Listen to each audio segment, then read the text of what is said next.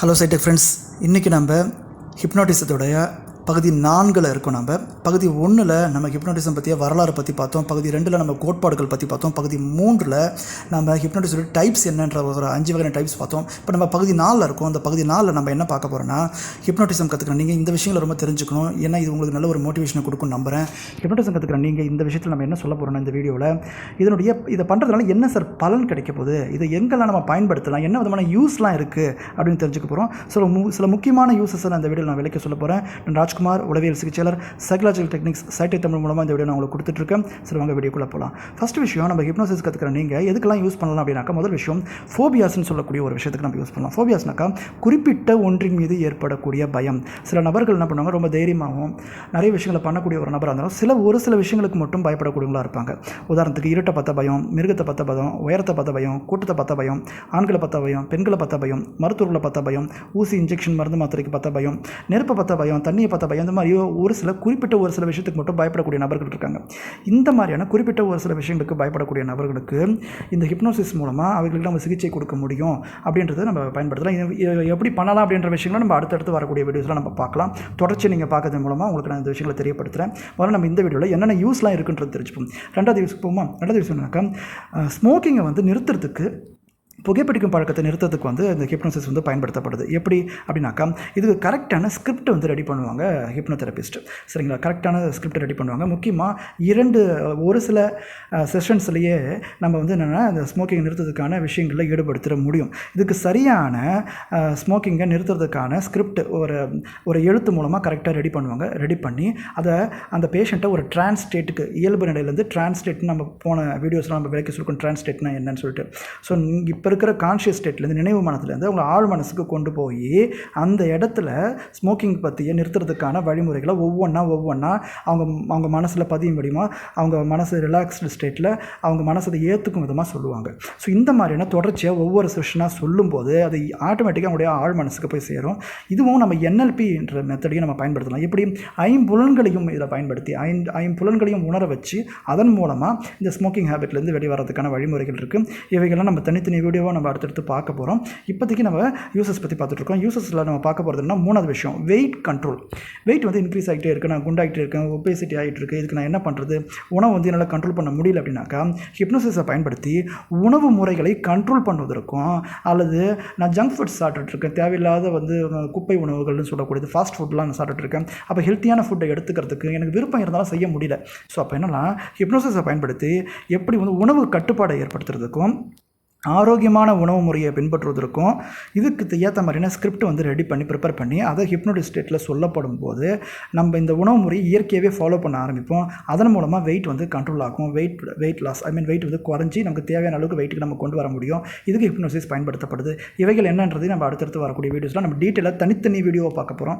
சரிங்களா? இப்போ நாலாவது விஷயம் என்னென்னா, சில பேருக்கு கான்ஃபிடென்ஸ் இல்லை, என்னென்ன கேட்டால் தன்னம்பிக்கை இல்லை, தாழ்வு மனப்பான்மை இருக்குது, மற்றவங்களோட தன்னை கம்பேர் பண்ணி தாழ்த்திக்கிட்டே இருக்கும். ஸோ என்ன நினச்சாலும் நமக்கு சரியான ஒரு நல்ல ஒரு நார்மலான எண்ணம் வரமாட்டேங்குது. அப்போ என்ன பண்ணலாம், அது ஹிப்னோசிஸ் பயன்படுமா?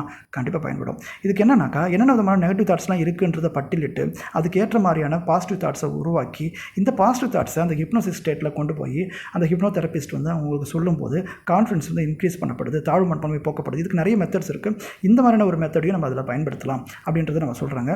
அடுத்ததுன்னா, மோட்டிவேஷன் ரொம்ப கம்மியாக இருக்குது. நம்ம பெரிய பெரிய லட்சியத்தெல்லாம் அடையணும், பெரிய அளவுக்கு முன்னேறணும், நல்லா பண்ணணும்னு நினைக்கிறேன், ஆனால் முடியல, நிறைய ஏதோ ஒன்று தடுத்துக்கிட்டே இருக்குது, தடையாக இருக்குது. அப்போ என்னுடைய லட்சியம், என்னோடய நோக்கம், அதை அடைவதற்கான திட்டம், அதுக்கான ஸ்டெப்பு, படிகள், இதெல்லாம் நம்ம தீர்மானித்து அந்த ஹிப்னோதெரபிஸ்டோட டிஸ்கஸ் பண்ணி, அல்லது ஒரு சைக்காலஜிஸ்டோட டிஸ்கஸ் பண்ணி அதை பிளான் பண்ணி அந்த பிளான்ஸை அடைவதற்கான மோட்டிவேஷனை ஹிப்னோட்டிசம் மூலமாக கொடுக்கும்போது அது அவங்களால எளிமையாக அதை செய்ய முடியும். அல்லது எந்த விதமான தடைகளும் நெகட்டிவான எண்ணங்களும் இல்லாமல் சரியான பதில் அவங்க பயணிக்க வைக்கிறதுக்கு இந்த ஹிப்னோசிஸ் மெத்தட்ஸ் யூஸ் ஆகுது. இது ரொம்ப முக்கியமான யூஸ். அடுத்தது நம்ம பார்க்க போகிறது பெர்ஃபார்மன்ஸ் ஆன்சைட்டின்னு சொல்லக்கூடியது. அதாவது சில பேர் நல்லா படிப்பாங்க, ஆனால் எக்ஸாமில் போய் கோட்டை விட்டுருவாங்க, எக்ஸாமில் போய் பயந்துருவாங்க. நல்ல நாலேஜபிளாக இருப்பாங்க, ஆனால் இன்டர்வியூவில் போயிட்டு பார்த்தீங்கன்னாக்கா குளறுபடி பேசி இன்டர்வியூவில் ஃபெயில் ஆகிடுவாங்க. பப்ளிக்கில் பேசுகிறது, பப்ளிக் ஸ்பீக்கிங் இருக்கு இல்லையா, நல்ல நாலேஜ் இருக்கும், நிறைய பேர்கிட்ட பேசுவாங்க, ஆனால் ஒரு பப்ளிக்கில் பேச முடியாது, ஒரு மீட்டிங்கில் பேச முடியாது. இந்த மாதிரியான பர்ஃபார்மன்ஸ் ஆன்சைட்டின்னு சொல்லக்கூடியது. நமக்கு எல்லாமே தெரிஞ்சாலும் ஒரு இடத்துல போய் பர்ஃபார்ம் பண்ண முடியல, அங்கே போய் பதட்டம் ஏற்படுது. அப்போ இந்த மாதிரியான விஷயங்களை மாற்றுறதுக்கு சரியான சஜஷன்ஸ் உருவாக்கி அந்த சஜஷன்ஸை கரெக்டான ஒரு டெக்னிக் மூலமாக கொடுக்குறது. என்ன மாதிரி டெக்னிக் யூஸ் பண்ணான்னு கேட்டாக்கா, இமேஜினேஷன் டெக்னிக்னு இருக்குது. இமேஜரி டெக்னிக்னு ஒரு டெக்னிக் இருக்குது.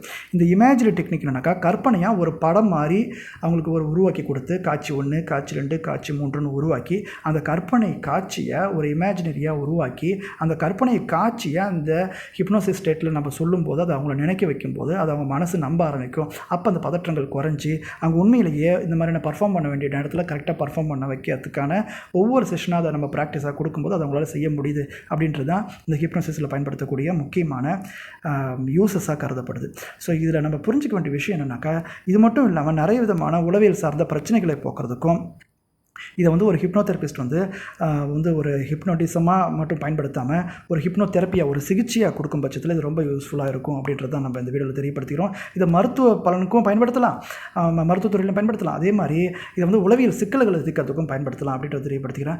முக்கியமாக பார்த்தீங்கன்னாக்கா ஸ்டடீஸ் என்ன சொல்லுதுன்னா ஒரு 85% பீப்புளுக்கு இந்த ஹிப்னோசிஸ் வந்து யூஸ்ஃபுல்லாக இருக்குது. ஐ மீன் என்னென்னா கரெக்டாக ரெஸ்பாண்ட் ஆகுது, சரியான முறையில் இது ஒத்து போகுது, அது அவங்களுக்கு பலன் கொடுக்குது அப்படின்றது தான் வந்து ஆராய்ச்சிகளும் ஸ்டடீஸும் தெரியப்படுத்துது.